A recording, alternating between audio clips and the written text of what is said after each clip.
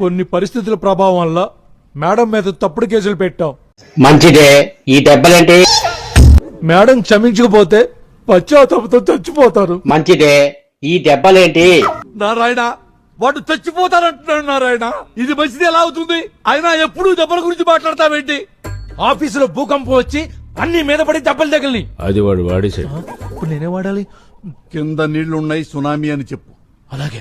Tsunami వచ్చి అన్ని మీద పడి దెబ్బలు తగిలి. కర్నూలులో సముద్రమే లేదు, సునామీ ఎలా వస్తుంది? అంటే స్టేషన్ లో భూకంపం వచ్చింది కదా, దాని ఇంపాక్ట్ వాటర్ ట్యాంక్ అదిరి సునామీ వచ్చింది. మంచిదే. అక్కడ భూకంపం వస్తే ఇక్కడ సునామీ వస్తుందా? నారాయణ, నీ అయ్యది అలంపూరు, నీది కర్నూలు. నీకు షుగర్ ఉంది, నీ అయ్యకి షుగర్ ఉంది. అలంపూర్లో ఉన్న షుగరు కర్నూలు ఎలా వచ్చిందమ్మా? అది జీన్స్ అండి. ఇది సైన్స్ అంటే. థ్యాంక్ యూ బాబు. దాన్ని ఇప్పుడు మళ్ళీ రీఓపెన్ చేస్తున్నాము. మంచిదే. ఈ దెబ్బలేంటి? ఈ కేసు నేనే దగ్గరుండి దర్యాప్తు చేస్తున్నాను. మంచిదే. ఈ దెబ్బలేంటి? నారాయణ, ఇక్కడంత ఇంపార్టెంట్ మ్యాటర్ మాట్లాడుతుంటే నీకు నా దెబ్బలే కావాలా? మా పోలీస్ స్టేషన్ లో భూకంపం వచ్చిందయ్యా.